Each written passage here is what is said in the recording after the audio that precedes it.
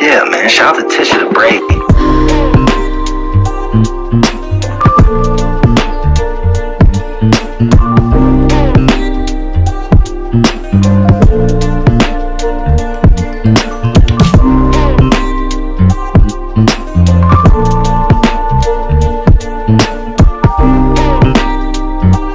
Subscribe to me.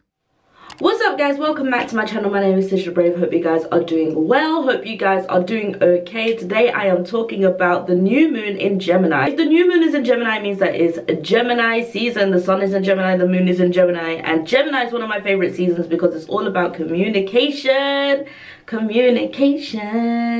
So I touched on this a little bit in my retrogrades video. If you haven't seen that, if you're on my YouTube channel, I'm going to give you a little info thing right there where you can click it. And for those of you who are watching on my IGTV, I can give you a link if you hit me up in my DMs or in the comment sections down below. So anyway, regardless, I think you should definitely check out the retrogrades video because this is going to affect it. So if we're talking about communication, we also need to talk about the fact that Saturn is in retrograde, which means that our communication is not going to be like it always is. Some of us communicate within ourselves and some of us communicate out loud. So your communication is going to be different, like I said, from your normal selves, because already we have Saturn in retrograde, which basically means that sometimes the things we may hold back on are things we're going to say out loud to maybe people that we truly trust. So this is an intentional moon. So one of our intentions that we can talk about during this time is to think before we speak.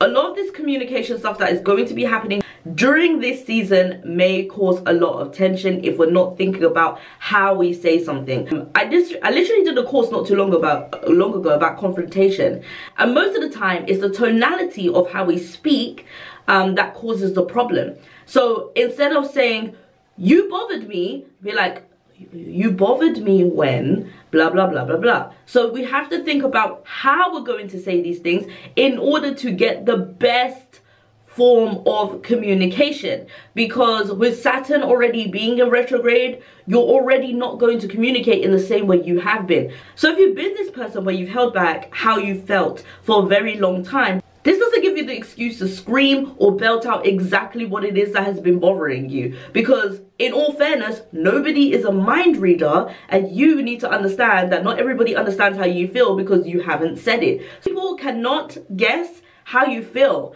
and you need to understand that. So even if you held it back for so long, you can't expect anybody to just understand right off the bat. It doesn't work like that because you haven't said anything. So you need to understand when you do communicate that you do it in a tone and a manner that people can therefore understand you a lot better.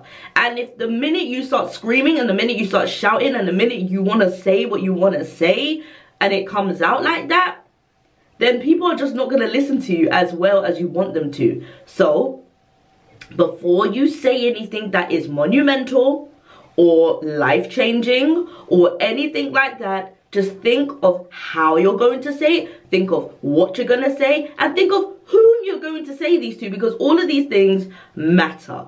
Last thing to round up, with Saturn being in retrograde, you may not communicate the way you normally do, but this doesn't give you the excuse to communicate in a bad way. You know better than that, you know better than that, you know better than that.